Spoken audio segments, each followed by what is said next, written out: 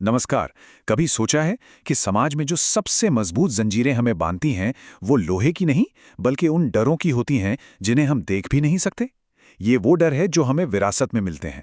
आज हम एक ऐसी ही कहानी की तह तक जाएंगे जहां एक नौजवान ने इन्हीं अदृश्य जंजीरों को तोड़ने की हिम्मत दिखाई। तो चलिए कहानी शुरू करते हैं। ये कहानी है पिथौरागढ़ के एक नौजवान की जिनका नाम है किशोर ह्यूमन। जब वो अपने गांव लौटे तो उन्होंने एक ऐसी बातचीत छेड़ी जिसने सदियों से चली आ रही मान्यताओं पर सीधे सीधे सवाल खड़े कर दिए। तो जब किशोर ने बदलाव की बात छेड़ी, गांव के एक बुजुर्ग ने उन्हें रोका और कहा, बेटा, डरना तो जरूरी है, डर ही तो हमें अनुशासन में रखता है। ये बात हम सब ने कहीं ना कहीं सुनी ही है ना, कि समाज का डर हमें सही रास्ते पे रखता है। पर सवाल यह है कि क्या यह सच में अनुशासन है या फिर हमारी उड़ान को रोकने वाला एक पिंजरा। और यहीं से किशोर ह्यूमन के संवाद का पहला हिस्सा शुरू होता है। ये सोच कि सम्मान और अनुशासन डर से ही पैदा होते हैं, कई समाजों की एकदम नींव में बसी हुई है। लेकिन किशोर ने इसी नींव पर सवाल उठा दिया।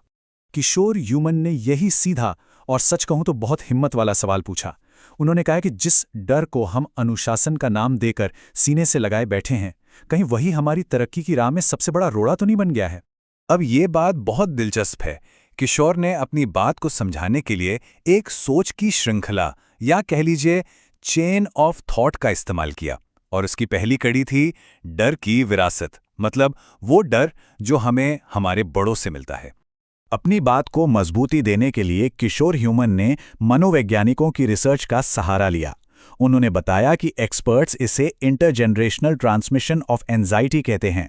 अगर आसान भाषा में समझें तो इसका मतलब है कि डर और चिंता माता पिता से बच्चों में एक विरासत की तरह चले जाते हैं, और इससे डर का एक ऐसा चक्र बन जाता है जो कभी खत्म ही नहीं होता।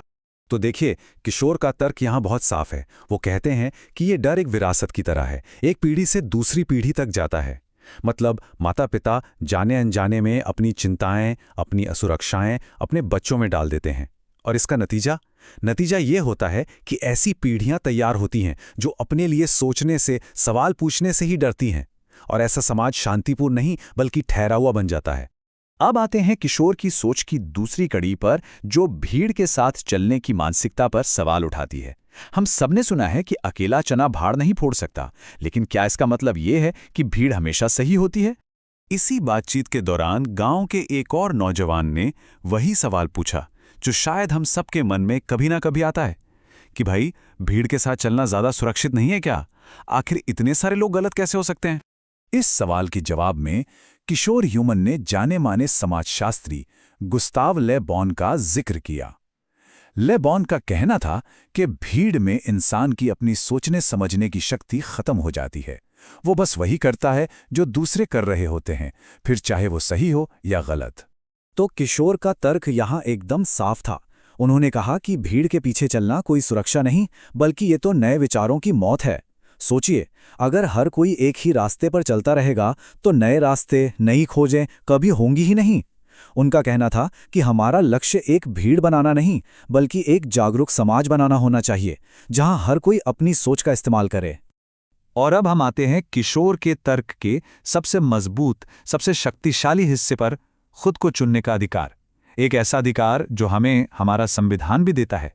अपनी बात को और पुख्ता करने के लिए किशोर ह्यूमन ने भारतीय संविधान और डॉक्टर बी.आर. अम्बेडकर के दर्शन का सहारा लिया, और इससे उनका तर्क सिर्फ एक विचार नहीं बल्कि एक अधिकार बन गया। उन्होंने समझाया कि कैसे भारत का संविधान, खासकर आर्टिकल 21, हर नागरिक को सिर्फ जीने का ही नहीं बल्कि सम्मान के साथ, गरिमा के साथ जीने का अधिकार देता है। अब जरा सोचिए, डर की मानसिक गुलामी में जीना, क्या वो एक गरिमापूर्ण जीवन हो सकता है? बिल्कुल नहीं। किशोर ने डॉक्टर बी.आर. अम्बेडकर का भी हवाला दिया, जिन्होंने हमेशा अपनी बुद्धि के विकास पर जोर दिया। तो पुराने डरों की वजह से अपने विचारों को कुचल देना, ये तो अपने आप से ही सबसे बड़ा अन्याय है। और यहाँ किशोर ने सम्मान के असली मतलब को भी बहुत खूबसूरती से साफ किया। उन्होंने कहा कि बड़ों की सेवा करना, उनकी देखभाल करना, ये सम्मान है और ये हमारा कर्तव्य भी है। लेकिन उनके डर या उनके अंधविश्वासों को बिना सोचे समझे अपनी जिंदगी का हिस्सा बना लेना, ये सम्मान नहीं, ये मानसिक गुलामी है। और इन दोनों के बीच का ये फर्क समझना बहुत बहुत जरूरी है। तो इस पूरी बातचीत से हमें क्या समझ आता है, इसका निचोड़ क्या है? ये हमें एक निडर भविष्य की तरफ ले जाती है, एक ऐसा भविष्य जिसकी नींव किशोर ह्यूमन जैसे नौजवानों के सवालों और उनके विचारों पर रखी जा रही है। इस संवाद से निकले एक्सपर्ट्स के निचोड़ को हम 3 आसान पॉइंट्स में समझ सकते हैं। पहला, सामाजिक विज्ञान कहता है कि असली तरक्की तभी होती है जब कोई इंसान भीड़ से अलग अपनी पहचान बनाता है। दूसरा, मनोविज्ञान कहता है कि आत्मसम्मान तब बढ़ता है जब कोई डर कर नहीं बल्कि सोच समझकर अपने लिए फैसले लेता है। और तीसरा, नैतिकता हमें सिखाती है कि हम अपने माता पिता के प्रति अपने कर्तव्य निभाते हुए भी अपनी सोच के प्रति ईमानदार रह सकते हैं। और आखिर में किशोर ह्यूमन का ये एक बहुत शक्तिशाली वाक्य जो इस पूरी बातचीत का सार है। उन्होंने कहा कि जिस दिन कोई नौजवान भीड़ के डर को छोड़कर अपनी चेतना को, अपनी सोच को चुनता है, वो सिर्फ खुद को आज़ाद नहीं करता बल्कि आने वाली पीढ़ियों के लिए एक निडर भविष्य की नींव रखता है।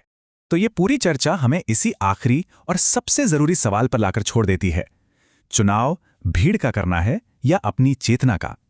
इसका जवाब जो भी हो वो सिर्फ हमारी नहीं बल्कि हमारे पूरे समाज की दिशा तय करेगा। इस पर सोचिएगा जरूर।